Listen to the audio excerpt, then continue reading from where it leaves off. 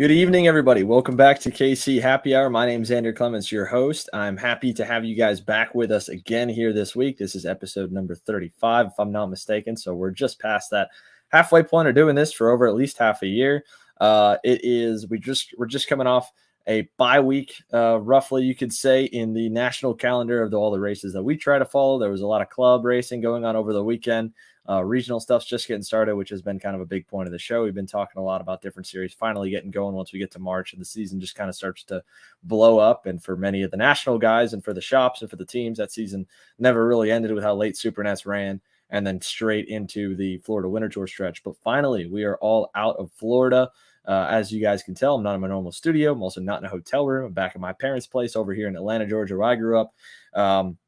Getting ready tomorrow because we'll head over to New Orleans to cover the Texas Sprint Racing Series, which as we've announced about on our post before, we've got them set up for a full live streaming set for their entire 5-round championship. They are having a massive, massive turnout of numbers to start off the year, just obviously bucking right up to a SCUSA Pro Tour event. No matter what's going to bring a bunch of numbers. It's how a lot of the regional series can get their record highs and get national guys to come in, and it's a good way. No different than the Bushwhackers, from the NASCAR Cup Series guys running down in the Bush Series or Xfinity Series. In certain races, you get, RPG and PSL and a number of other major East and West Coast teams coming in early to get some seat time. The numbers look really, really good. Right before we went live on the show, I wanted to take a look and see where everything's at. And so we have them pulled up here at the bottom. Kid kart class, obviously there's no national kid kart class. So those should be numbers that'll hopefully stick with the TSRS series for their entire 5-race season. Micro, Mini, X30 Junior, and X30 Senior up a little bit. X30 Junior and Senior, they haven't really had much just because the motors cost a little bit more. You're running a stickier tire. It's obviously a little bit tricky to get going on a regional level, but the regional classes obviously get boosted too. If you look as well, the K100 Senior class up to 42 entries, which they ended around 40. I think they still have pre-entry open, if I'm not mistaken. But if not, there's probably going to be some walk-ups. They're well over 200 entries. And the 206 classes are looking really healthy, at least on the senior and the cadet side. The K100 Master class is going to have its biggest turnout there that it has ever seen for that series. And part of that, of course, we've covered a lot in the weeks past with the weight change that you'll see some guys kind of get pushed out of senior for better or for worse. The SCUSA weights are adopted by TSRS, which is an IKF and SCUSA sanctioned program. So those lighter weights, for example, a guy like myself walking around at 160 pounds would probably be just pushing on lead or maybe about 5 or 10 under. So some of the drivers that were kind of a little closer to weight that didn't run with 25 to 30 pounds on the go-kart like I have, you may not see as much in it. It's going to push guys into the master or heavy group probably sooner rather than later. But in either case, at least they've seemingly got a pretty good group to run with. And then everything else, like I said, pulling back up the other stuff looks big.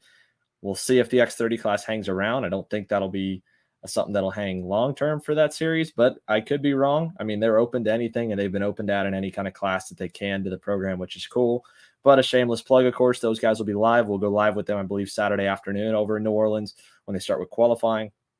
Run through 2 rounds of heats, and I can't remember if we have pre-finals or not Sunday morning, but then we wrap up Sunday afternoon with the main events behind the premium member paywall. So that's coming up. There's the Challenge of the Americas that comes up obviously this weekend as well. That'll be the other big talking point. I got a couple West Coast cats coming in. One of them actually on the road in the truck trying to get over to Sonoma, because this talking point right over here is the big talking point for the weekend. There was a club race that they ran last weekend. A lot of teams came in early and tested, so we'll be had on the East Coast. You have the Florida Winter Tour. You obviously have had the SCUSA Winter Series for the last couple of years, and the U.S. Pro Kart Series has been mainly East Coast based.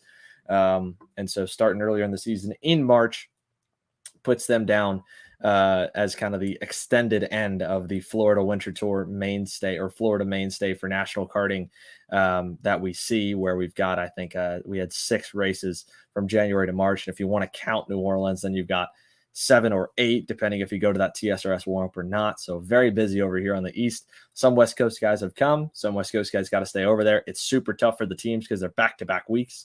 Guys like Race Factory going back and forth, but keeping some stuff over on the East Coast. Nash Motorsports, obviously a West Coast team based over there. We're going to have Blake Nash and Matt Johnson hopefully joining us later in the show, pending Matt's internet, and I believe Blake should be all set up because he's still at home. But they've obviously got a lot of laps around Sonoma.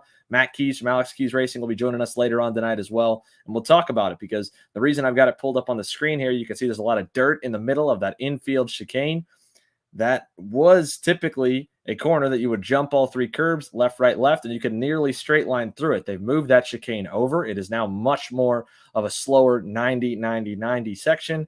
They've ran it over the weekend. They're going to run it here this way for the Challenge of the Americas event.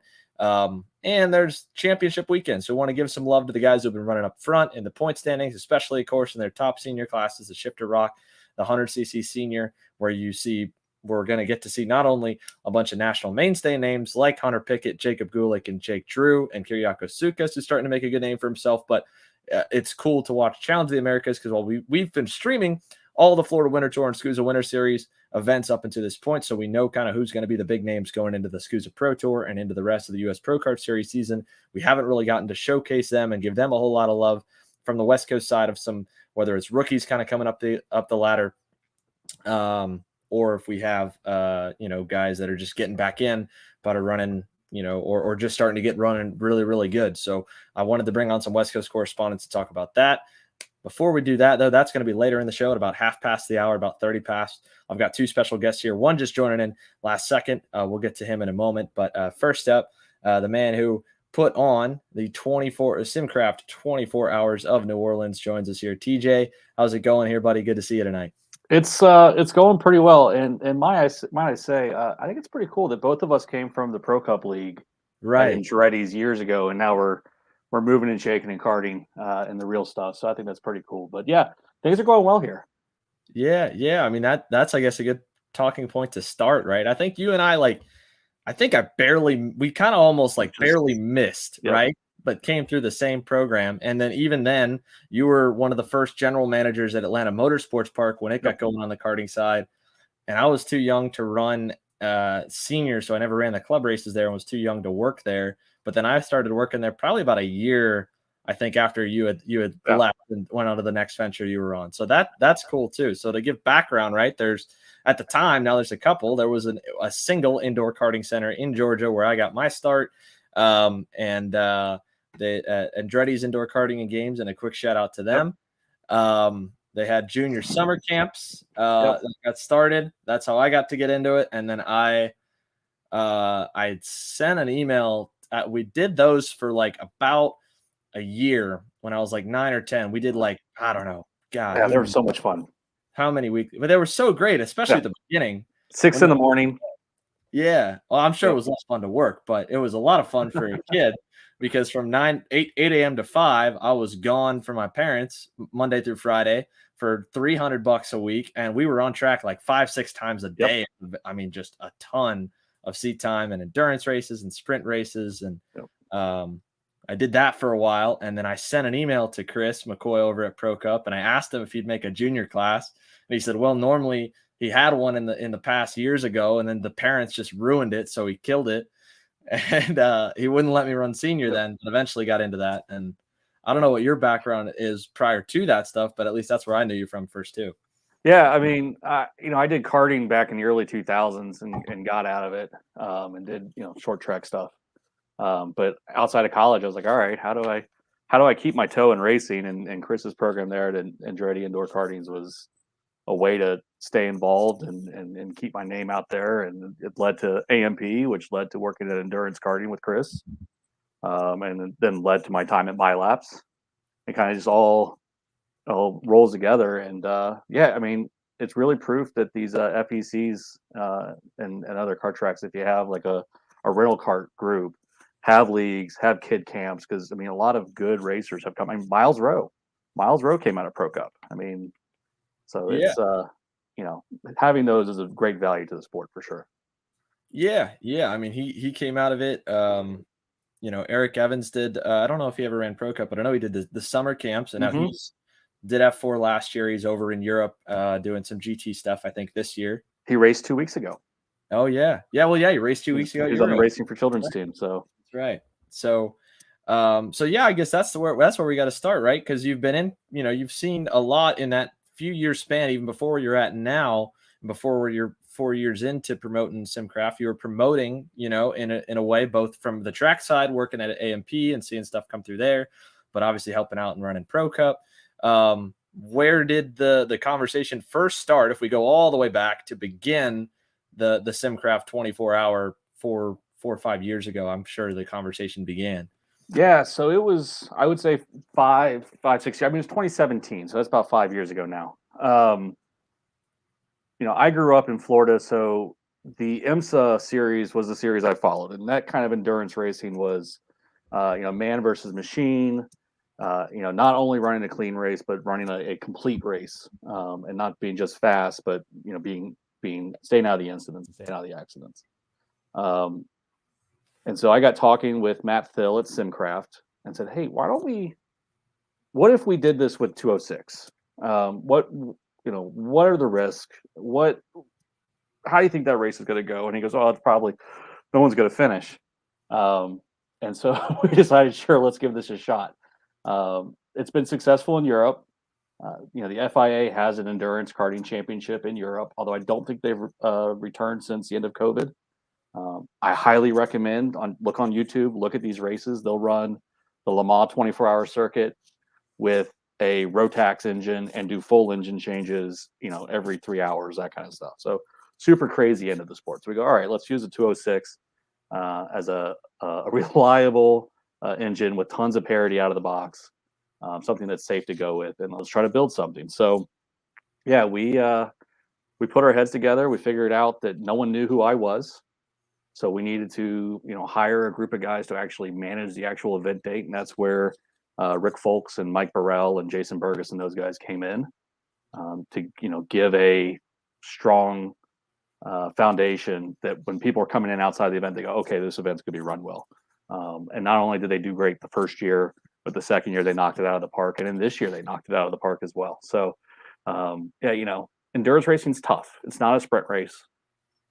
We saw it during the event this year that, you have to run a complete race. It's 24 total hours. It's not 23 minutes and 50 seconds. You have to get it across the line under power. That kind of challenge interests people. I mean, we saw it when we actually opened up registrations for the event this year. We sold out in 13 days. That's 50 teams with 5 people that have gone, all right, I'm crazy enough to do this. Let's go.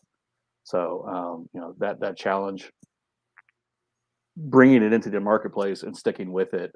Now we see, Evan is doing his events. I think at not Fremont.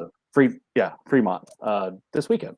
Yeah. The weather looks not that great for him, but I think it'll make it more fun. Just make sure you guys change the oils. Endurance racing is a ton of fun, and I think it can get its foothold in the United States. AMP's running the 12-hour. In July. I'm wishing them all the best. I think their success is my success, and it's fun watching other people go, all right, he can do it, I can do it. So I think eventually what you'll see is this own endurance championship here in the United States start evolving between the various players. Right. I think that's been really interesting to see too when you look at the entry list, right, of your event, and you're in the karting marketplace, but at the same time fleshing out not brand new, but a niche that didn't really have a major market prior to the SimCraft 24-hour, right? There were handfuls of smaller events. You have the Machismo 12-hour over at Cal Speed. That was kind of a cool one-off, and it was a really good timed event at the time of the year. It's always at the end of the season. Mm-hmm. But even then, that's a hybrid race that has rental kart teams. With rental kart enduros, that's nothing new, in a way. And the way I always looked at it when I worked at AMP and saw Go Promoterplex when they did enduros for a long, long time, and obviously indoor tracks to them all the time, is when it was very easy to get that 2 to 4 hour endurance race sold out, because that's almost like a corporate event in a way. Mm-hmm. You could get small businesses of groups of 4 to 6. They would all drive for maybe 30 to 45 minutes a piece. They wouldn't be totally worn out because they'd split it up in 15 to 30 minute stints, and then it was still a team building event. So in your case now, I mean, it's obviously a whole lot more serious. You have owner carts, and it's a much longer event, but you still see kind of more casual teams, mm-hmm. as well as you get full on racers that are running an active schedule chasing touring series coming and picking that one out to come and run too. So it's this weird kind of mesh of both, where you got guys that just want to, like you said, make it all 24 hours. Just the idea of doing the event is one thing. And then you have, once you get numbers breed numbers, and numbers of track competition. And then you get, those big guys to come back. And that hadn't really been. That was like, with Robopong is one of the comments that just came in here, which the Robopong 200, that was a legendary kart race that was around for a long, long time at Newcastle. And it had that, in the era of the late 2000s into the early 2010s when tag was Huge both fields. huge fields. And you had that same hybrid. You had sponsored or top tier national guys bringing their tag motors. And of course, the IndyCar guys would come back at the timing of the year and run it. And then on the other half of the grid, or probably most of the grid, were casual guys that had a tag kart and were like, dude, let's just go have some fun for 200 laps, So your event this year, especially, went through probably the most. I mean, would you say it's the hardest? Would you say comparing this year to versus putting on the first one, which one was harder? And then obviously there was a lot to jump through for both to pull them off. Oh yeah, year one, I think we officially put it together in 4 months. It was kind of a let's throw it together. Let's call Andre at Orlando. Let's see if we can put this on. And thank God he had an opening weekend that was open. But yeah, this year, I mean, it beat the crap out of me. I have a lot of gray hairs to show for it. We announced the date in November. We opened registrations up, I think January 1st. Sell out right away. Boom. And you're looking at the registrations come in and you're looking, okay, I can do this, I can do this. I can get, food trucks there all hours of the day. I can afford a really nice broadcast with live camera operators instead of, stationary cam operators. And you're going through in your head and you're spending all this money before you have it. And then the 24 Hours of Le Mans in France moves their date to, I think, September. And they moved it to a date that conflicted with Petit Le Mans. And I was like, ooh, that might be a problem. And then Petit Le Mans moved to the same weekend that we had originally scheduled it in New Orleans. And unfortunately, SimCraft is heavily invested. They're, Jordan Taylor, Ricky Taylor are SimCraft drivers, along with many other drivers there in the field. And they go, hey, we're not going to be able to participate if the race is held in November. And I start doing a hand count, calling teams. You guys are IMSA mechanics, aren't you? And I'm like, yeah, we're IMSA mechanics. It's okay. Well, the date for Road Atlanta is now on top of the date. Oh, we're out too. So very quickly, we added up, just counting hands, about 17 teams we'd lose right from, the get-go if we stayed on November. Looking back, we probably should have stayed on November, seeing as we ended up with 29 teams taking the green this March. But, we moved it to December. And then we had an issue, and this is goes back to me being a new promoter and learning still on the job. We only had a $600 deposit, and that was it. Everyone else was up to, make payments on their own schedule. Probably should have set up an auto pay, auto draft in the registration system for those teams, because when it came time to make that final payment in November, we still had, I think, 13, 14 teams that had only paid a deposit. And not only that, where they were not responding to phone calls or text messages like, hey, you guys still coming? So then we had to make the tough decision. I was like, well, we cancel, we're out a lot of investment on top of refunding everybody, or we push it back to March and just try and hope to God that, and then do a lot of praying that we can put an event off. And thankfully we were able to. NOLA, we reduced the size of the racetrack. We cut out a lot of programs. We cut back staff. I mean, we really kind of strung it for all it was worth to get that race in 2 weeks ago. Yeah, I mean, that's crazy, right? I mean, to think of just, you glossed over it, right? But I'm sure how many sleepless nights you had and all those times of just staring at your phone, just praying those guys would answer and you'd be like, hey, come on. Like, I'm really sticking my neck out here. I'm trying really hard to put this thing on. I want you guys to have fun. And, and then it's going back to the drawing board, right? Like, how many more teams can you sell in such a tight time crunch to replace those slots? Because like you said, you were spending money, you were, getting ready to do an event for 50 teams, and all of a sudden it drops out, the bottom falls out, and everything else is already laid out in place. And you're like, wow, I'm about to lose a lot of money trying to pull this thing off, and you're able to make it work. So it was a lot of hard conversations with the wife. You kind of keep them in the dark of what all the craziness of promoting is. And then you're like, hey, hon, if this doesn't fly, we're like, 13 grand upside down on this thing at a minimum. So that was fun. But, in all of this, though, where the partners show their strength, Briggs and Stratton, as soon as I told them, like, hey, this was going on, they said, hey, we're behind you. We're going to come down and support your event. We're going to race. We're with you. The guys at Pride, the event might as well have been the SimCraft 24-hour presented by Pride. They came through clutch on this awesome gear. They did the trophies for us. They did the inspection stickers for us. Did a whole bunch of really cool stuff to really add value to the event. And they stuck behind me the entire time as well. And same with SimCraft. So that gave me confidence to go through and pull this race off, and we did. There was some up and downs. I mean, the weather was not cool with us. No. Friday night, we're sitting at the restaurant with the USAC guys and Mike and Rick and Jason. You go and have a nice dinner before the race, and taking that one last deep breath, and all of a sudden tornado warnings hit everyone's phone. We're like, oh no, we have a bunch of people in an open paddock back at the racetrack. I hope they're going to the bathroom. Like, we're putting a Facebook alert out, like, hey, the bathrooms are unlocked. Stuff like that. It was really fun. Really a lot of fun.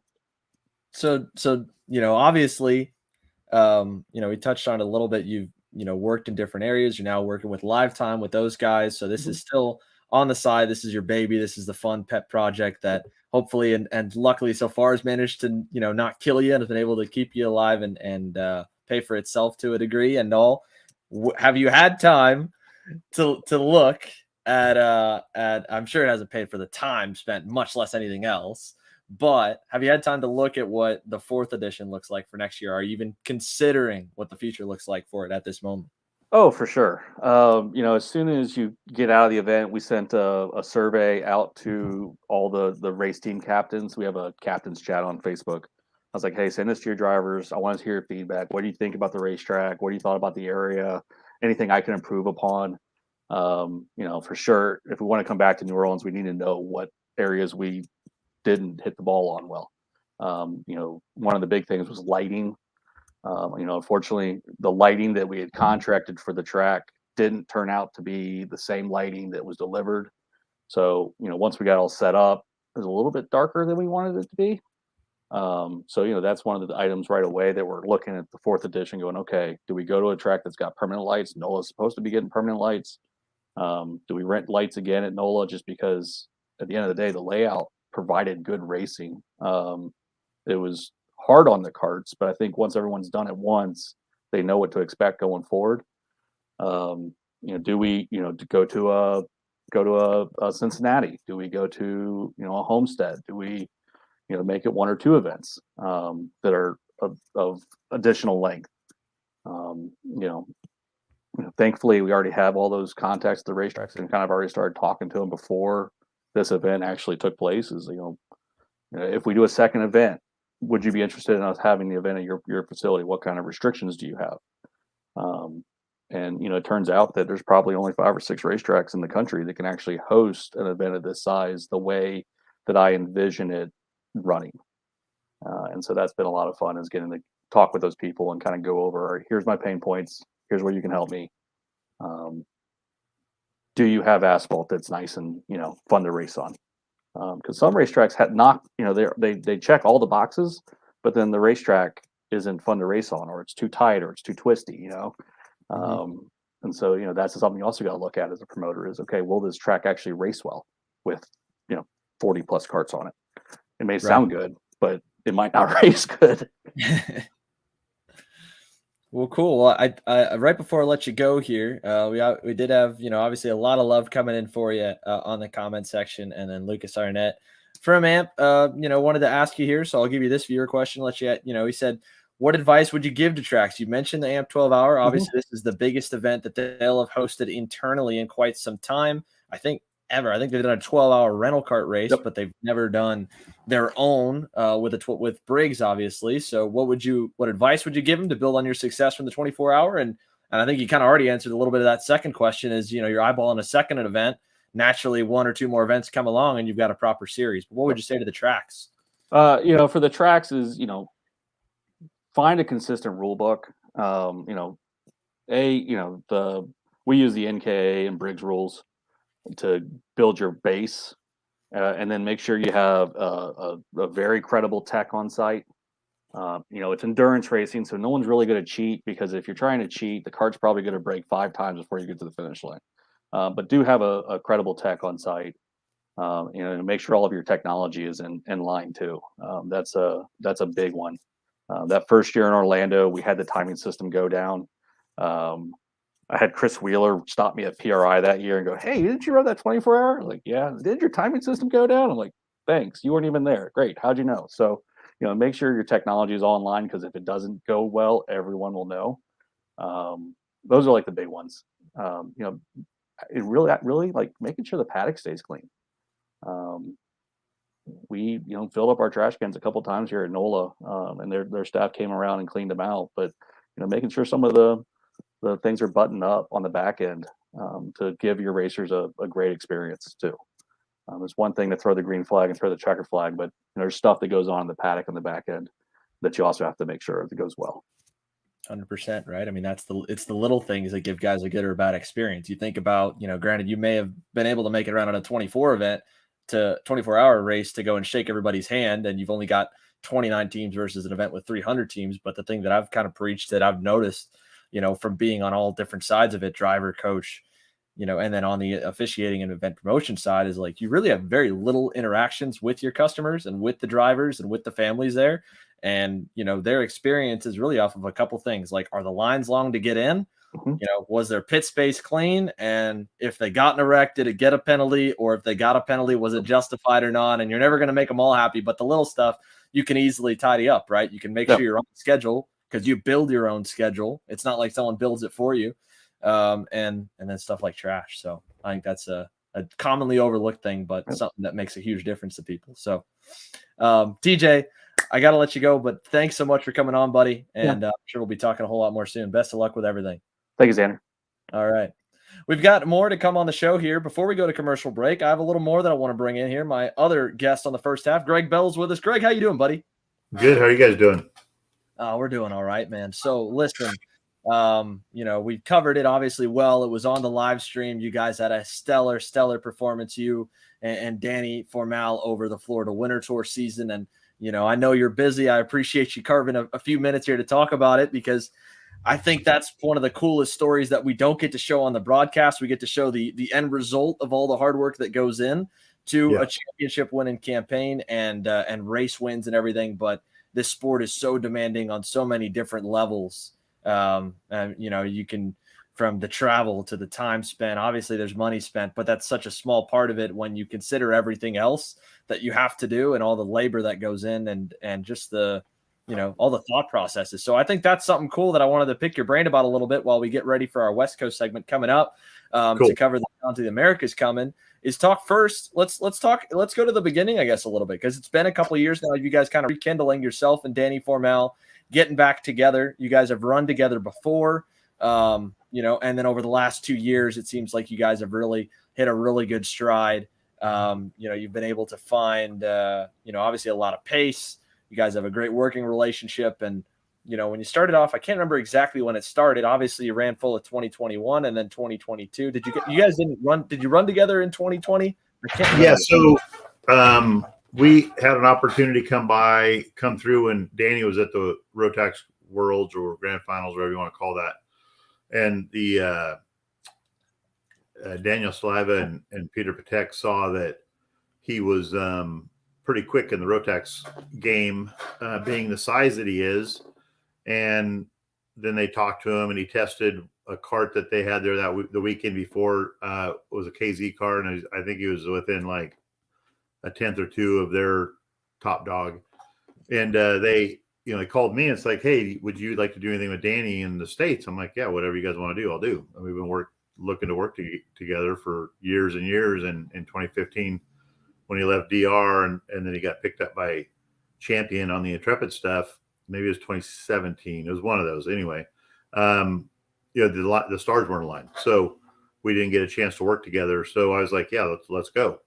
And so our first race together was 2018. I think it was 2018, the Rock Race event in Vegas. It was between him and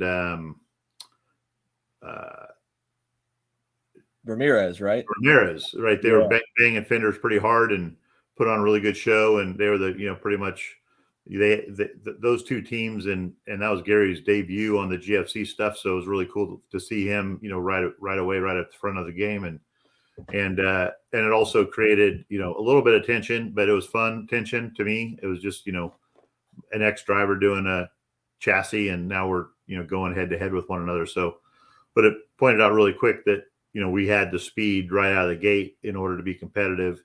And I think we actually had the potential to put it on pole too. And, almost everything is, attention to detail in that race, in that rock race. I think we put it on pole, and then I messed up and put the wrong spark plug in. It was a BR, not a B. So we were, back of the pack we go. We go forward. And then, did that happen? And then we did the Vegas race with Honda on it, with Scusa. Again, with super good pace. But, he's just raving about how easy the car is to drive. And he can't believe how easy this thing is compared to things he's driven in the past. And which made me feel good because we've worked, at that point we had worked on it, quite a bit with Gary. And so, we were on a path of, gelling with one another, I guess you want to say. And then 2019, we kind of started firing on all 12 cylinders, I think, at Biloxi at the Rockfest East. And I don't think we lost a race throughout 2019 after that. Like, I think we went through the rest of the season, and he got a huge opportunity in 2020 to work with ANSA. And they didn't want to bring the Formula K brand on. They wanted to be with Burrell, and he struggled a little bit at that point with the Burrell stuff. I mean, it's really good go-kart, just wasn't working for Danny. And so that, created another opportunity in 2020 for me, to get the FK stuff. Well, actually, at the end of 2020, I was able to get, the team ANSA on FK at Rock and Supernats. And it didn't go as well as, 2019 did. So, but ever since then, we've kind of eliminated some gremlins and created a setup that seems to work at every single racetrack for the moment. And going forward, I think, we're like two peas in a pod. I mean, we both want to win extremely bad, but we like having fun doing it. So the tension is, really low, and our focus is really high, and our attention to detail is, I think, second to none. And the more changes we've made, like, we ran, a lot of people say in karting that you can't run at the national level with a chassis, more than 2 or 3 races because it sags out, gets weak. So I set out at the middle of 21, we put down a new car for Danny, and it was good enough. At Indy, we had some engine issues that we've since worked out, I think. I hope for next weekend, but had some engine issues, and he wasn't competitive, but Brent Cruz was ultra competitive. So what we had designed and worked on throughout the year was showing. And then I'm like, well, Danny, do you want a new car for Vegas? And he goes, man, I'll stay on the same car I was on. It was really good. We just had engine issues. So both Vegas races we ran in 21 were on that car.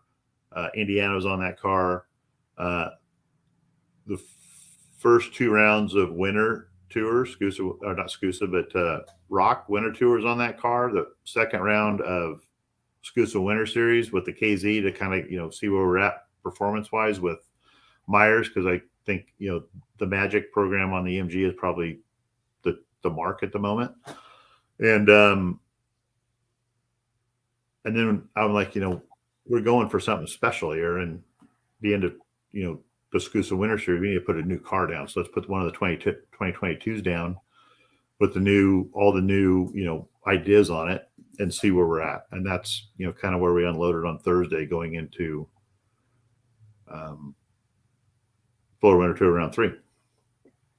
And so that's, you make a good point of how important the finding a good setup that would be consistent for you guys that you could run, and then obviously a car that could last. But there's so much more than that, right? And that week, is still a lot of effort that goes in. So chasing a championship, can you walk us through kind of like what your week looked like, wrapping up from Scusa, and then you load in, because there's still a little bit of engine maintenance you got to do. You know, you've obviously got to unload, you've got to set the tents up, you've got to unload the car, you got to get the car prepped. So from pushing to, you know, to kind of give an understanding of like what it's like to run at that level and to win at that level and the work that goes in.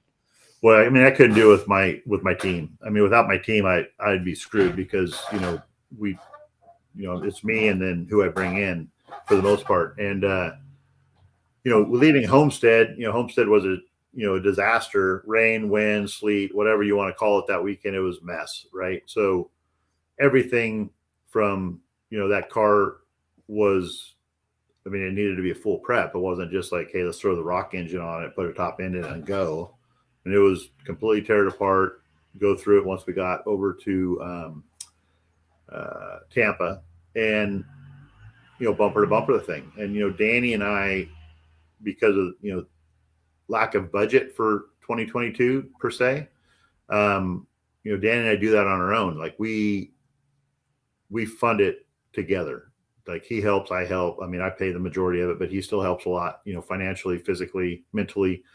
And, we spent a better part of, all of Wednesday taking the car apart together and putting it back together, along with helping the other customers that are under the tent, getting them aligned, making sure their stuff was right. And, focusing on everything we needed to make, a good effort of round two. We finished second to AJ, had some jetting issues coming out of Vegas that we resolved for the main event on Sunday. Was able to pass them down the straightaway, which we, kind of helped me believe that our power program is on the right direction. And then, going into Rock, I mean, it was a complete deal again. It's like, okay, we have two engines. We make sure they're fresh, make sure the car's ready to go. Same setup again. I mean, I can't stress enough that, all the hard work we've done with Brent Cruz and Danny Formal through 20 and 21 and going into 22 is like, we've come across some things that really enhance the chassis and the ease of driving it and the consistency. If you look at Danny's times or Brent's times, most of their fast laps are towards the last quarter of the race, which is pretty cool when you look at it from a tuner standpoint. You nailed it. And the thing is, we're not like, we were just laughing, at Orlando because we unloaded a brand new go-kart. I didn't build it. I had some people under the tent helping, and, they don't know all the little characteristics of, what's loose, what's tight, where these measurements need to be and everything. So they did an amazing job building it. But, we unload on Saturday or Friday or Thursday, and, the track wasn't great. It was, right after USPKS, it had rained, so there was some, I think our tents got demolished, and, we have to reset that whole deal up on Wednesday or Tuesday. And then we unload the car that was, almost finished. And we finished it. Right. And when we talk about, what it takes time-wise, and I think that's the most misunderstood level of commitment. We were there for 9 hours final prepping a car, or we're there for 9 hours race prepping it from one event to the next at the track. And you go through and you look, I mean, when you're doing that, it's like, oh, I don't really like the way this bolt feels. I don't like the way this hymen end looks. All the little stuff that wear and tear that you don't really get a chance to, when you go race to race to race, like we have been in Florida, we'll have I think 8 or 9 races in by end of April. It's kind of, that's going pretty hard, right? At that level and that caliber of competition. And so we get there on, anyway, so we unload on Thursday. It's not a great day at Orlando. We get a couple sessions in. Danny and I are super impressed with the amount of grip the car has in right out of the box. We probably get a little over cocky as far as where we're at because we felt extremely confident. And so we did 2 sessions on Thursday, and we put it away because it started sprinkling. There was no reason to put a brand new car in the rain. So Friday we get a warm-up session and right into qualifying and pre-final or heat 1. And I on Friday was not the happiest of camper because I'm like, we're missing 3/10, and this is not right. There's something's wrong somewhere. There's something wrong. So, 4.5, 5 hours Friday night, axles out, steerings, bumpers, all this stuff is back off the car, just looking at the little details. And Danny's like, it's not that big of a deal. I'm like, nah, I think that's where our deal is. I think something's not quite aligned right or something. We've missed something. And put it back together, put the cover on it. Next morning, it's like, yep, there we are. Laid the laps down, and we had the speed to be competitive, and that's all we're ever looking for. If we're a little bit faster, Danny's got a really keen sense of being able to be faster on a low grip track, and everybody kind of catches up to him once the grip comes up on the track. So we're pretty normal, when we have a couple 3/10 at the beginning of the weekend, but we're lacking 3/10. I'm like, we're in trouble, like something's wrong. And it was just a matter of the axle wasn't in quite right. By the time it settled and everything, it was a little bit of a bind, a little seat strut bind from what we did, and just the little finite details put the car back in the window that, like, we never changed it again. We went from one axle in the rain. We ran it on Saturday. We ran it in the rain axle. Then we went to rain axle for the semi-dry session midday. We went back to the axle we always run for the pre-final. And that was the way we raced it on Sunday. We never changed anything. Right. And so now, with all that out of the way, you haven't had a whole lot of time, sure, to celebrate. Did it feel just more like a sigh of relief for a couple hours Sunday, and then you had to get back to work and back on the road Monday? Yeah, a lot of people, I took what we were doing, as a pretty, it's pretty serious in my mind, because I don't think in history that anybody's ever won 3 rock shifter races in a championship like that in a row, let alone, pretty much like either putting on pole or off pole and then winning heat races. I think that our Friday performance was our purest performance all series long. And, so a lot of my guys and everything were like, man, what's wrong with Greg? And I don't think people, one, we're set out to win. And my attention to detail was at a higher level because, like, let's make sure nothing goes wrong. Danny was a little bit high in intention too, because he was trying to accomplish something that, like he said, he goes, it's never been done, Greg. Like, nobody's ever won 3 races in a row. It's a big deal. I'm like, well, just winning races is a big deal to me, but to be able to win 3 in a row, or like us, 5 in a row now, and all the last 5 rock national events we've won, pretty cool, and we weren't originally going to do New Orleans just because we don't have a lot of customers going, and the financial looking, it wasn't good. And after we did that, I'm like, Dan, we're going to do New Orleans. I'm like, I don't care. I'm like, we have to see how far we can take this streak. And so it's pretty cool, but my guys were like, all tense. I'm like, guys, you just need to calm down, because I'm going to be this way until we either win or finish the race. I'm sorry, but that's who I am. It's time to win. That's how much I care. So at the end of the night, it was, nice dinner. Everybody got together. I had a nice time, and threw everything in the trailer and parked it and flew home. But that's how it is. Week and a half here, get as much stuff as I can get done for everybody on the West Coast, turn back around and leave Sunday night to go to New Orleans, Well, we're looking forward to seeing you there, buddy. I want to say, of course, from all of us, big congrats. It was, it's cool to watch. Makes it a little harder to sell the racing when one guy's dominating everything, but at the same time, it's a great storyline, and it's a lot of hard work. So I think for that, so some things that are happening over there that I really enjoy. One is that, whether it's the engine guy for, Magic or Race Limeranti or, Bajoso Brothers and everything, like, we're going, French's, we're going head to head, and there, it's not just the top 3 guys that are competitive over there. It's, top 10 really. And we're having fun. Like, we're all high-fiving, and fuck, that was cool. And, we're enjoying it. And I think that a lot of times we kind of miss that that's what it's all about. And trying to be too serious, but also professional, and having fun with the other customers and whatnot. But I couldn't do it without, Ben Calvo and and Jonathan Barnhart and Alan McLean and of course not Danny. And it's a little frustrating, but rewarding at the same time. Like, well, Danny, you got Danny. I'm like, I do have Danny, but Magic has Myers, and PSL has French, and there's other guys under the Magic team that they're not slouches. They're top drivers, and is Danny super special? Yeah, I mean, he's racing for me. He's super special. But everything under him has to be right too. Otherwise, we have a day like Thursday or Friday that we were 3/10 off.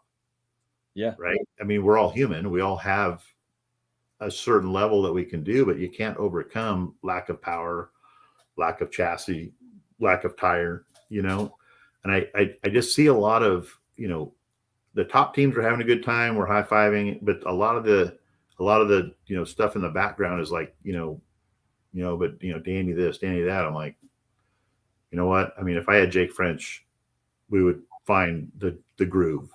If I had Myers, we would find the groove. If they had Danny, they'd find the groove with Danny. I mean, it's just super competitive racing over there, which is what I live for. It's super fun. No, it was close. I mean, the whole final was close, and even French said he thought he would have had something for you guys at St. Pete, or if or Pompano if he didn't tag the wall. So yeah, he would have. He was there. I mean, everything has to fall in your favor, right? I mean, that's racing. And I always say, I mean, I'll take a lucky day over an unlucky day every day of the week. And so yeah, it's cool. So you're gonna be in NOLA for live events again?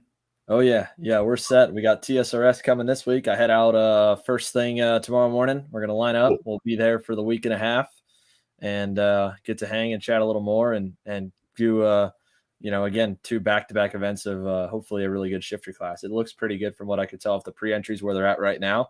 Yeah, where are they at? I haven't even looked. When I checked right before the show, I think they're about 12, 13 for 2 weeks out. That's actually pretty good. So that will probably bump up to about 20, 25, I think, by the time we get to the show, and all the big guys are there. AJ will be there. Jake will be there. Everybody I've talked to is going to be there. I mean, Gary's bringing a big crew, which is going to be cool. Yeah, they aren't even. I think Gary said that he might race, right? Which I'm like, hey, if you do it, dude, because that's badass. I mean, a lot of people look at things like, more competition, the better. I mean, we're enjoying the fun, right? I mean, it's not if we lose, we lose. We look at it like, well, what do we need to work harder on? I mean, and that's what we do when we're back at the deal. All the engines are apart. We're going through them, making sure everything's perfect, going back into NOLA for the KZ stuff. And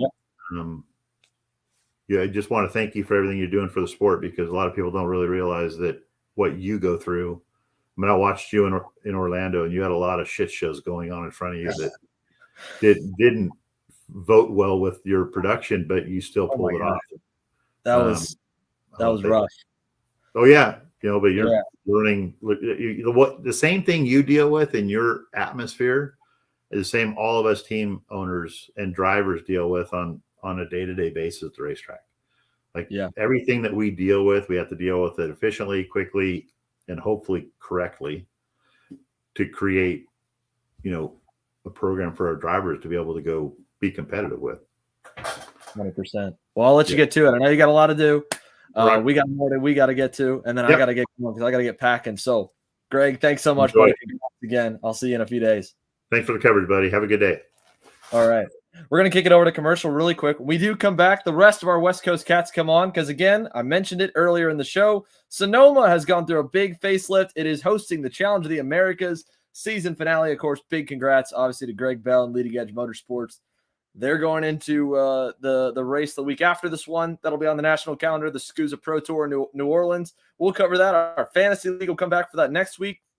But before that, the West Coast Swing continues and wraps up its winter championship. We've got some West Coast Cats joining us. Matt Keys from Alex Keys Racing. Matt Johnson is joining us on the ride to Sonoma. That comes up right after the commercial break. More stuff to chat about. And again, then all those guys, or at least hopefully all the top guys we get, and some of the guys that maybe are starting to make a name for themselves out west will come to the rest of the central U.S. here into New Orleans in a week as well for the SCUSA Pro Tour. I know Matt will be there. Both the Matts will be there, MJ and Matt Keys. So, again, they come on the show here right after this break. Obviously, big thanks to Greg Bell and TJ Halsema for more of an in-depth interview that we don't do as much here on Happy Hour to keep things a little lighthearted, but it's such a busy week. I mean, you got guys racing and testing today, throughout the weekend. There's the regional race this week. All of my entire cast was in the seats some way or another in the last 48 hours. So I wanted to give them all a break, but we've got some more guests coming on. So stick with us, guys. KC Happy Hour rolls on. Kart Store USA is a kart parts supplier that racers and retailers can count on when they need reliable advice and service. We focus on servicing all racers with honesty and pride while maintaining customer satisfaction. We carry a full stock of Kart Republic and Tony Kart chassis, as well as IAMI and Vortex Rock engines. We've also got a host of other parts available and in stock, such as products from Rev Performance Materials, Jecco Racing Seats, and more. We have a 100% satisfaction guarantee. And on top of that, if your order exceeds $200, shipping is on us. Check out all we have to offer today by visiting us online at kartstore-usa.com. As the Western importer of the Praga and Formula K chassis brands, Leading Edge Motorsports is a high-performance kart shop and race team with a simple mission: teach others the joy of high-performance driving, supply our customers with the highest quality products and services, and most of all, win races. With our remarkable racing inventory, expert services, and top-ranked national-level team to back it up, we'll help to get your new kart racing package up and running fast. From arrive and drive service to kart preparation and driver coaching to the parts you need to get you back on the racetrack, Leading Edge Motorsports is the industry answer. I'm Billy Vincent, owner of MPG Motorsports. What we do at MPG is we try to keep it a nice, fun family atmosphere, try to combine sort of the bigger things and of the bigger teams and the professionalism down with sort of some of the fun, sort of family-oriented atmosphere. We try to not only develop drivers, but also the parents and the families for just in knowledge in general in motorsports. It all starts in karting. What we try to do is try to help the drivers, the moms, the dads understand the sport of motorsports in general, not just karting, but what it takes to get all the way up through. Whether you end up wanting to be a driver or a mechanic or an engineer, we can help you with that, and that's what we're here for. If you're interested in joining us at MPG, our home base is at Whiteland Raceway Park in Indianapolis, and you can contact us at info@willpowerkart.com, and one of our great people will reach out to you, and we'll try to put the best program together. At New Gen Motorsport, we're committed to using our 10-plus years of experience and knowledge to help grow the sport of karting from the bottom up. Our goal is to make karting more accessible to the average person, lessening the financial burden of getting started, and making the learning curve as small as possible. Our passion is training and developing drivers, mechanics, and engineers to not only be the best they can be in karting, but also for careers in the much larger world of professional motorsports. A strong foundation makes building bigger easier. Let us be that foundation for your karting and motorsports career. Be part of the new generation of motorsport. Contact us today to schedule your test day, arrive and drive race event, or to inquire about how we can help get you started in your own new gen racing kart. Well, guys, welcome back here. As the banner says below, the West Coast winter wraps up here, and we've got some West Coast cats joining us. Of course, Greg Bell is an adopted East Coaster. He's a West Coast-based shop over in California. Huge congrats to him. He won't be at this event. We got guys that will be here at the Challenge of the Americas. First of all, Matt Johnson is well on the way. Matt, how's the internet in the truck so far? It's fucking terrible. Well, I'm glad you're here, buddy. Thanks for coming. We got your nephew here's not in the truck, Blake Nash. Blake, how you doing over there, bud? I'm good. Thanks for having me. Sweet, man. Obviously, you made a big name, big wave for yourself, finally getting that big podium, first one off the bat at the Florida Winter Tour. Are you in action? You're not in action this weekend, right? No, I'm not. I'm back at home. Unfortunately, I got to go to school next week when they're up there, so I can't miss out this weekend. Yeah, you got to get ready. But you're on the entry list for New Orleans for X30 Pro Seniors. You're ready to kind of keep the momentum rolling. Are you excited? Yeah, I'm just trying to stay focused during the week and learn as much of the track as I can. I was there last year, and we had some good pace. So yeah, I'm ready for NOLA. Yeah. And our official KC correspondent, and well, there's a lot of other titles I can give you, Matt. I don't know if you can say it over the stream, but Matt Keys. Matt, how you doing, bud? You look professional. Hat, Thank jacket. you, dude. A little dressed up today. Look at you, man. So let's talk about this, boys. Here, all three of you guys have plenty of laps at Sim Raceway at Sonoma in a bunch of different packages. You've run it up until this point, but the big, obviously, storyline coming into this week is the changes to tic-tac-toe. This is a legendary section where there's normally been a lot of high speed, some really cool GoPro clips, maybe some not a lot of love given to the bottom side of chassis. But I think that's going to change this weekend here. So this is our first kind of look at it. This was posted by Andy Saisman on the Challenge of the Americas Facebook page, the major upgrade that they did. I think they're running back now where this becomes the turn 2, 3, 4 section this weekend, if I'm not mistaken. So there's going to be a lot more speed coming into it like there was in the old days. Turn left onto As we Sperry go back. Avenue toward Diablo Grande Parkway. Then turn Obviously, Matt's still on the road. But looking at this here, MJ, let's pass that over to you as our veteran on house. Again, I'll pull it up on the screen so you can kind of see. You got a couple of guys in the car as well who've also been, or also going to be at the event. You weren't there at the test weekend, if I'm not mistaken, but you're ready to get into it. You said you hadn't even gotten the chance to look at it. So looking at this section now, I mean, this looks like it's going to change the racing, I think, a good bit, and maybe make it a little bit of a better passing zone now going into tic-tac-toe if you got a more longer braking zone. Yeah, I mean, it seems like it's going to make it a little bit more technical, but it was a art in itself to get through there the old way too. I mean, it was a lot gnarlier, I imagine. I think right now, based on what I see, there's a good chance that you're going to end up seeing guys having to check up a bit and kind of slow down, kind of like a more traditional chicane for the first right-hander. And then you're going to probably see guys using the second curve, if I'm guessing right. It looks like you'll be able to roll over it kind of nice. And then obviously that'll set you up for the next right. Hard to say from here. Obviously, looking at a picture, I won't really have a better idea until I get there tonight. But that's what it looks like to me. I think you'll be slowing down a little more than you did before, and you'll be exiting obviously different too. It's just going to be a completely different section in terms of a corner. Yeah, I mean, that's a big change. Matt, your big brother was there over the weekend. He's staying up in Sonoma. Same to the other Matt. I'll go by Keys here for the rest of the show, or whatever else you want to call you, but not throw two guys off. But did you talk with Alex a little bit before here after the weekend about how all your guys ran and what were their thoughts having run the club race with it? So I haven't spoke to Alex yet about it yet, but I did speak to Kiri's dad. So Kiri was racing the 100cc as well as the shifter last weekend for the club race, and it sounds like it's quite a bit slower. But from watching the video, I know Sanzaro's trying to do their little live stream for the club stuff, and it looked like the racing's actually a lot better through there. Kind of before it was, a very difficult place to pass going into the first right-hander, but now you can kind of, pass into the second or third one as well. So it'll definitely make it interesting racing wise. But I know after I drove there from a long time, those curbs, they beat you up when that's your home track. So it's definitely nice to kind of see that they're steering away from that, saving people money on, parts and definitely the ribs.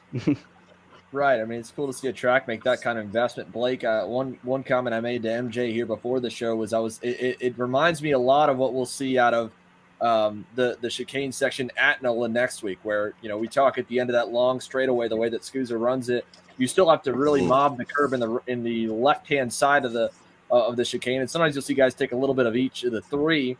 So it's still a left, right, left, but you're getting some action. I think that's kind of what we'll see more here. But like Matt said, I mean, you've got a lot of laps before, and it might bottleneck the starts a little bit too. But is about kind of what you think, looking at this section here just from the picture view?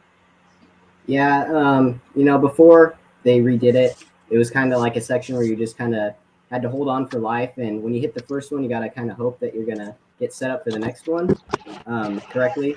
And I watched a little bit of I think it was Sanzaru that happened last week, the race up there. I watched that broadcast a little bit, and for sure it looked a lot more smooth. It didn't look like you kind of had to hit the first one a lot to get set up so much for the second. But there was a little bit of bottleneck happening after you got past that second one into the third right-hander. So yeah, I think it's going to be interesting to see how it's going to race with the bigger pack, because it wasn't too much of a big pack last week. But yeah, I'm excited to see how it's going to race. So with both of you guys seeing the club race over there, and Blake, obviously you ran at the Cal Speed event last year. You've run Challenge of the Americas a good bit growing up. Both of the Matts, you guys have been around the West Coast scene for a while. If you look at the championship, you see a couple familiar national names at the top when it comes to the Sweet Tech Shifter Rock class or the forward direction 100cc senior. Jake Drew leads the points in that. Matt, your guy, Kiriako Sukas, he's been Kiri's been kind of coming along a lot. I met him and his dad over at Utah last year, which was kind of their first big 125 single speed, national last year, and really starting to get out there. And he was kind of mid-pack, encroaching the top 10, had a really good showing at Rock Vegas. He's in the points now. Have there been other names that have kind of starting to come up here that have starting to, been impressive on the West Coast side that we could see not only really impressive this weekend at Sonoma, but then moving in the time charts later this year when the East and West come together for the Pro Tour and other races that you've had your eyes on? My favorite thing about the series is the junior 100cc class. I think it's lit for what it is. The racing's been great. I think have we had 4 different winners now in the 4 rounds that we've had? And like the first 2 days of racing at Tucson were great. And what's really cool about it is some of these guys, I don't want to count anybody out, but I don't know if they'd be my first pick when you take them somewhere to like Pro Tour or maybe even USPKS. But for this series and the company that these guys are all around, the racing is some of the best I've seen in a long time. And it's been exciting to watch and also be a part of in terms of a tuner and stuff like that. Yeah, I mean, that's good to hear. And that's good to see, right? Because, I mean, we've seen on the East Coast the 100cc classes, at least in senior especially, have been just brutal, right? There's just been wrecks almost every single time. Yeah, no, I mean, and this stuff's been not necessarily brutal, but it's been hard, and the racing's been great. And to get back to kind of answering your question, because I didn't really answer it right. The guys that are standing out are guys like Preston Lambert, Steven Eisert, Alexander Gonzalez, little Jesus, who's obviously been in the spotlight at the highest level in the U.S., has been over there and raced with those guys too, and it's been good. I mean, little Keegan Kaminsky, guys that you're gonna hear a lot more of in the next couple of years is what I think we're seeing now at this level over here at the Challenge of the Americas, if that makes sense. Yeah, I mean, the 100cc classes over there has been what's been just the only really class for the single speed. So it's the only place we get to see guys. But the transition is lighter, obviously, out of the minis into 100cc, and you see some kids do 100cc for a year, then go to 125. I don't know which of them we'll see come over. Cooper Auclair's second in the points for 100cc junior. He's done both. He's also run a good bit over on the East Coast, ran the U.S. Pro Kart Series Open at Orlando. Cameron. That's another guy. Yeah, he's also really good. Yeah, both of them up there in the points. I think they're separated. Like you said, I mean, it's probably the tightest class looking at it right now. Only about 75 points from first to fourth, 81 first to fifth. Preston Lambert at the edge of the top 5, and then Steven Eisert, who has won a pre-main, has been second in one of the mains, and like you said, 4 different winners going all the way with Jesus, who had a good win and missed the first 2 rounds. Cameron won the last round. Alexander Gonzalez, like you said, he won at round 1. And then Lambert won round 2, and then Vasquez, and then Cameron. So all 4, Cameron's been up there, especially on the East Coast too. Yep, and they've had a couple of, like I said, they've had some visitors from the a little bit higher level stuff, like the long. Like I said, Jesus showed up once. There's Charlie Smith was there. Charlie qualified on pole, I think, the first day at Tucson. So, I think it's good for those kids that maybe don't quite get a chance to run at the front at the bigger shows, that kind of have this opportunity to, show their ability and catch the attention of some of the guys that maybe didn't notice them before. And, moving up from the 100cc class, going to U-Keys. I mean, you mentioned Kiri's running double duty, 100cc senior, and then shifter rock. Greg touched on it about Gary Carlton's program and how dominant they've been and how strong they've been at Challenge. Obviously, they've swept a lot of podiums nearly with Hunter Pickett, with Jacob Gulick, with a number of their other guys that are in the shifter championship. But then your guy, he's sitting 3rd in the points. How cool has that been to kind of get him going in shifter rock? And are we going to see him in shifter stuff nationally this year? Do we know? It's been really cool to see his progression in the shifter stuff. Seeing him at Tucson line up for the first time on the start grid, not knowing how to do a start, was a little nerve-wracking, but he pulled it off, and he's been pretty fast. And our goal for this year was to spoil that party up on the podium and we made that happen in Phoenix last round, and now we're going to go for the top step. And Blake, what about you? I mean, you grew up, this is your crowd over here. You're a Cali kid. Who do you kind of think is like, as you watch the racing? I mean, every racer, nerds out on this sport and learns about what's going on, who's kind of coming up a little bit. Some guys like to know more about their competition more than others, but you've at least gone head to head with a bunch of these guys that are either at the top in 100cc senior or moving up into shifter now, or even kids below you that you maybe coached or have seen and gone against it in junior that you've kind of thought, man, I think that kid's going to make, turn heads, especially too. Yeah. I mean, obviously, if Jake Drew was going to be racing this round, I think he would honestly probably sweep other than Curie, because, I mean, I've had the opportunity to race him last year, and, I mean, he's such a good driver. But guys that I've kind of seen progress over the years and that I think would actually do really good in this, series would be my teammate Ryan Vincent. He was still a little bit new, but I mean, he's got so much natural pace. I don't think he's going to be racing this round, but he would be right up there if he was racing this round. And guys that like I've seen in junior do really good are Xander Gonzalez, also one of our drivers in junior. He's been progressing pretty quickly over the last couple of years. He's been doing good for the past couple of rounds. And Preston Lambert, he did super good over in Tucson. He had some bad luck, I think, in Phoenix, but I think he would have been right there. And Christian Cameron surprised me a lot too. I think he is going to do good in Sonoma. But yeah. Yeah, I talked with the Camerons a little bit earlier on this year about how much they were going to be going after it, and they were going to make this year kind of a real push for Christian to go as many races as he could. They've been running really good over out east. Obviously, they've been busy. It's the track that they helped run, at Sonoma. So you got to expect him to be really good, and it's going to be so tight in the junior championship coming in. But he at least leads the points. Let's switch over then from the drivers, right? We know we've got, national guys that are going to be at the top, Jake Drew, which makes that series so much more competitive and allows the up and coming West Coast guys to kind of get a look. It's a lot, similar, MJ, you're a guy like myself that loves to follow Supercross. You kind of get the 250 East-West split in the winter for karting. Keys, Me you too. I know, but you told me you're new to it. Yeah. Relatively.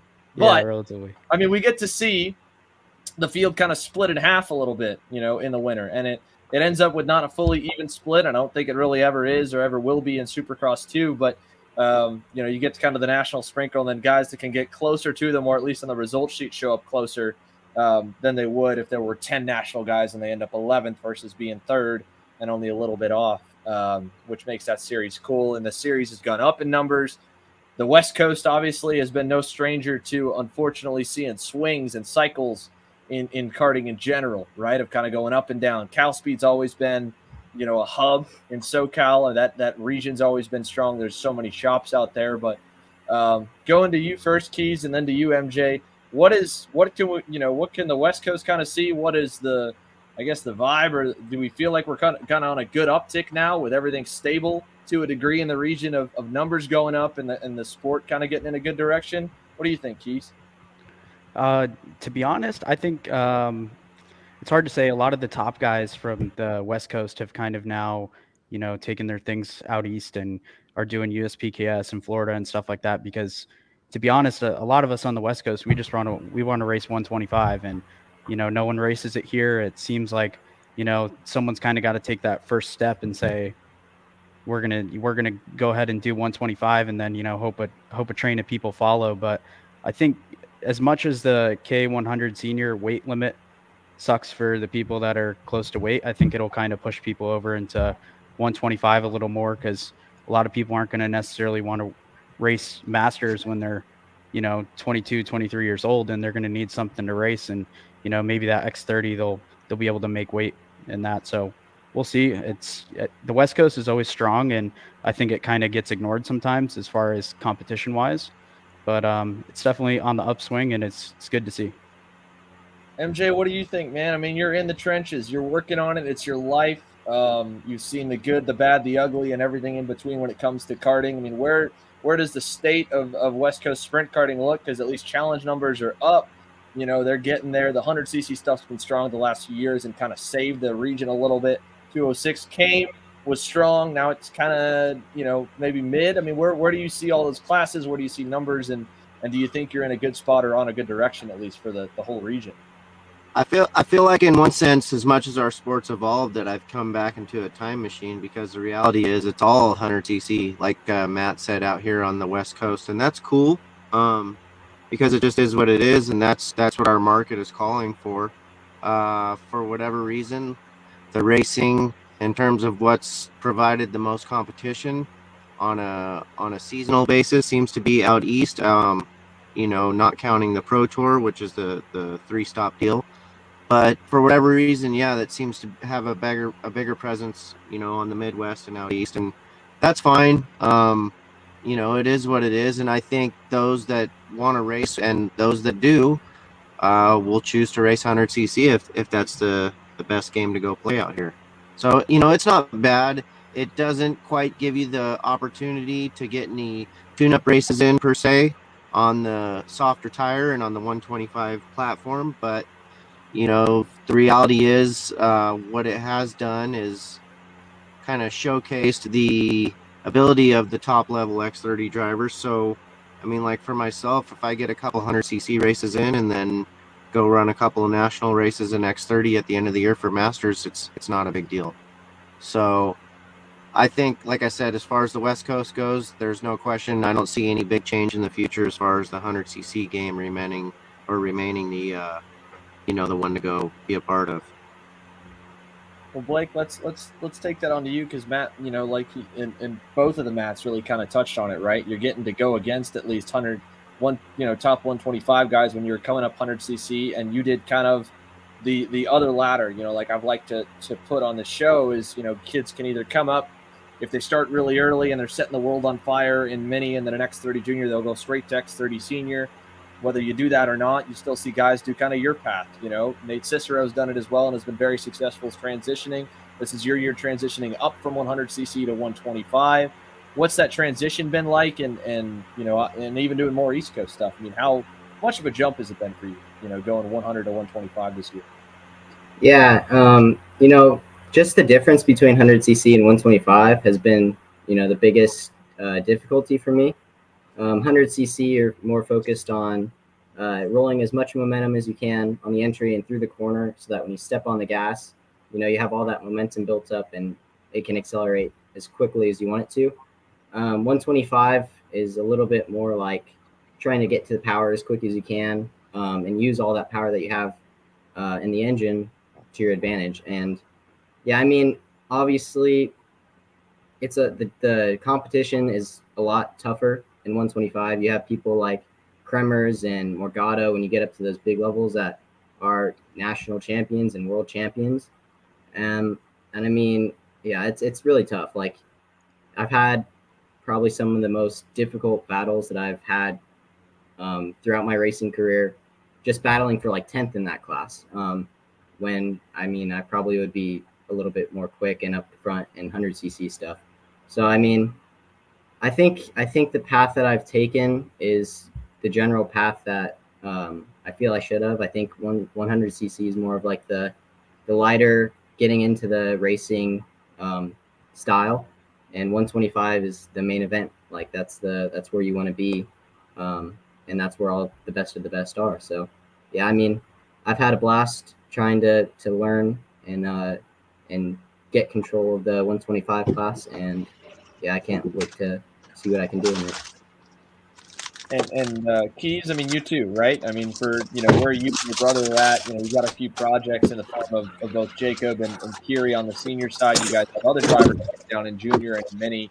But do you agree too? Like, do you think having guys go through that year or two of 100cc, if they want to eventually get to 125, is better than jumping straight in? For sure, yeah. I mean, the KA, like Matt Johnson was saying earlier, has been extremely beneficial for the sport, not only cost-wise, but even speed-wise. And, you know, for the SCUSA stuff, you're on the harder tire. So I think definitely learning how to drive on a harder tire is beneficial at first, and with the KA package as well, because it really teaches you how to roll momentum, because that softer tire and faster engine can sometimes either bite you or let you get away with some mistakes. So I think definitely going up the ladder is better. So I think KA definitely has its place, but like I said, it'd be nice to see some X30 stuff on the West Coast as well. So we aren't having to travel all the way to the East to get some practice races in and, stuff like that. So we'll see. And MJ, what about you? I mean, you've been, for the last 2 decades, arguably working on driver development just as much as racing yourself. Seeing guys through that. Do you like doing that program? Obviously, you did it here with Blake. Putting guys over in 100 senior before they go to 125. Sometimes, have you seen benefits in that versus going straight into it? Yeah, I mean, it's also the path that I come from too. So I don't think it's a bad thing. I mean, I will say, in more cases than not, it's probably not the best idea for someone to come into karting brand new and feel like the first thing they got to get into is a 125. You kind of take for granted how fast those things actually go until you step back down into 100. And the fact of the matter is, I mean, it is an animal and it's a badass ride. But for someone that's brand new, I mean, hell, you can get into a 4-cycle going 50 miles an hour, and when you're an inch off the ground, it's your first time in a go-kart at that kind of speed, it feels like you're going 100. So there's a lot happening. I mean, Blake can tell you, because we've been starting to tiptoe around in some bigger car stuff. Things happen a lot faster in a go-kart than they do in any other form of four-wheel motorsport, except for maybe like an ATV. So the reality is, I think the 100cc is the best thing to get someone prepared and ready to go to that next level. I mean, what sense does it make for someone to come brand new into the sport and be forced to go into something that the best guys in the world essentially are running in terms of overall speed?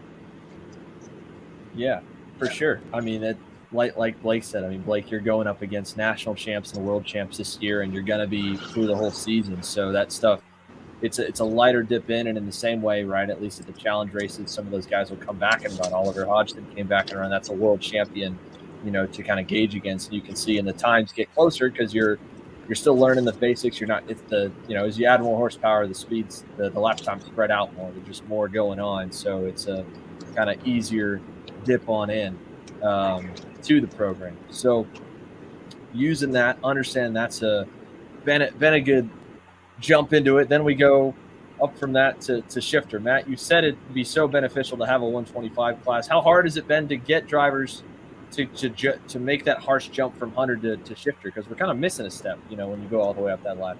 It's easy. Well, the obvious reason why we did the 100 straight to shifter was just because, there's no one racing the Rock GP, and like you touched on earlier in the show, the 125 shifter class on the West Coast is, extremely competitive. You have, Kyle Wick, Hunter Pickett, Kyriakos Soukis, all these people that are, pretty quick drivers, even on the national side of things. And, it's just, you don't really have a choice on the West Coast. It's either 100cc or shifter for the older kids. So it's, just the jump we had to do. And of course, shifter racing's fun, and we've been getting the Tony Kart EOS kart working pretty good in the shifter class. Everyone told us that you can't do it, you're not going to be fast on it, you're not going to get podiums, blah blah blah. And we're out here not that far off, and we're still learning too. I mean, it's first year in shifter, only really 4 races total, 5 races. So we're definitely working on that and making that thing fast, and we're excited to go win some races on the Tony Kart. Well, we'll close it out here with a couple more thoughts. Blake, we'll pass it off to you, buddy. You got school to get to, so I'm not going to hold you up from homework too much. But, getting through the first podium, do you feel any more or less pressure or more or less confidence now as you move into the rest of the season, having that first kind of monkey off the back? Yeah, I mean, I feel so much less pressure on myself and confidence. I mean, I feel like I can go out to NOLA right now and set it on pole and lead every lap. So I think it was just like that mind block that I had to get past of getting my first podium and kind of proving myself. And now that I got past that, I'm feeling really good. Oh, I think we lost Uncle MJ over there on the connection, but Blake will at least let you go here with a chance to say goodbye. So congrats again on the first podium. We got a lot of love for you. Like Chris Wareheim was joking with you after podiums at Winter Tour. We had to get the headshots done to get you ready. So hopefully we get to use them here this year, bud. Good luck, and thanks for coming on. Yeah, thanks so much. All right. We'll let Blake go here. Matt, you and myself, we have a couple tributes we wanted to do before we signed off the show here really quickly. First and foremost, I'll pass it over to you because karting's a intermixed community of all walks of life and all kinds of people, and we come together and end up being this big, happy, dysfunctional, extended family. Yeah. And on the East and the West Coast, we've lost a couple unfortunately lost a couple family members over the last few weeks. Yeah. And first up with our West Coast guy, Will Preston, was a young guy, just I believe 23 years old, if I'm not mistaken, Matt. Yeah, I think 23 or 24. I think 23. Yeah, so I wanted to give you a chance to say a few words because I didn't know him personally, but obviously he's been around the Illuminos camp and stuff for so long. Yeah, he's been around Illuminos for a while. To my knowledge, he didn't race it for quite a while, but Sonoma being our home track from probably 2012 to 2017 or so, before we started running Prairie City, we were there a lot and, got a good chance to get to know Will a little bit racing with him and, my brother racing with him and stuff like that. And he just had like true passion for the sport. And you could tell that, just definitely a racing fan. And, it sucks to see people go so soon. And like you said, we're all like a family and, we're all here to support each other in times like these and everything. So, it's important for the people around you to make sure that, you enjoy racing at the end of the day, kind of like Greg Bell was touching on earlier. I mean, we're all here to have fun and we make the best of friends. I mean, I've been friends with Xander since 2012. I don't even think I met you until 2018 or so. So definitely racing brings a lot of people together and, it's unbelievable some of the stuff that happens, but just reaching out to the Preston family and, I know they were a good family being around Sonoma all the time. So, our thoughts are out with you and, it sucks, but we're all a family, like you said. So. Yeah, we want to wish all the best to the Preston family. And he was a soul, unfortunately, taken far too soon. And along with him, around right at the same time, the East Coast took a hit too, and the country ultimately lost 2 karting members. And the other one I wanted to touch on this show was Neil Breitenbach, who was actually, funny enough, one of the first guys that I ever really pitched a lot of the kart chaser ideas to, and a bunch of different ideas of other projects I haven't even gotten to get to yet in the sport. And Neil was a local 4-cycle guy. I remember the first race I showed up to him, he was doing it all himself on a chassis that had no presence in Central Florida where he was running. And he was such a bright light in the sport. I mean, he was such a positive guy. And for those that don't know about Neil's journey and fight with cancer went on for quite some time over the last few years. And he was kind of in and out, and he was still around the racetrack as soon as he could be out of chemo and as soon as he could be around it. And obviously we've still got an industry member and racer in Nick Bruckner, who has been fighting cancer as well and still been racing and going wheel to wheel with the best in the country and the best in the world in between chemo on Monday and then the Monday after the race. And Neil was no different. He was a racer at heart. He won a 206 Legends Championship in the CKNA South Division's first ever season just last year, and was instrumental in getting a lot of drivers over to Europe for the Tillotson T4 World Cup. And he was so supportive of everything I did. I've talked with him a number of times, and he was such a bright light and so positive that even as he posted throughout his cancer journey, his fun way of making it make sense was talking about his body as if it was a race car. And if it was out of Days of Thunder, when you read his Facebook post of, I just need a little tune up here or a little check up there, we're going to make a little chassis adjustment on my brain.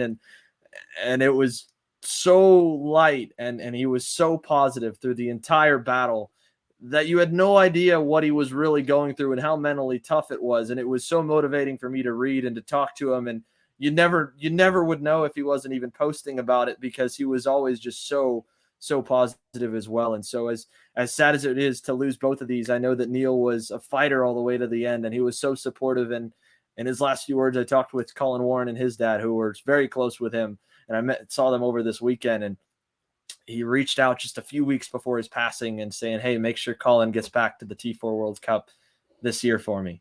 And his dad was like, yeah, sure, we're going. We'll see you there. And I know both Neil and Will are looking over on us. And, again, like Matt said, we're just such a big family here in karting.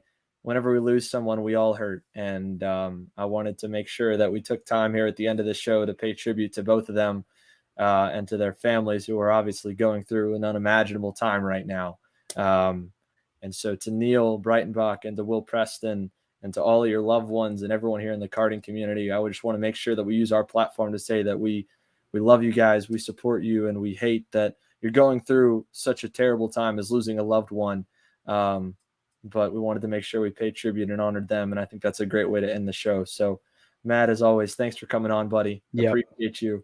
And for everyone watching along at home, just know we love you guys so much. As always, like I said, even going back months ago to when we lost Colby Dubato, feel free to reach out. I make sure to answer every question, every comment that I can here. Message to me personally. And, we're just one big happy family, whether we fight or not. Families do. We love you guys. And we want to say race on in heaven. Neil and Will. Thank you guys for tuning in.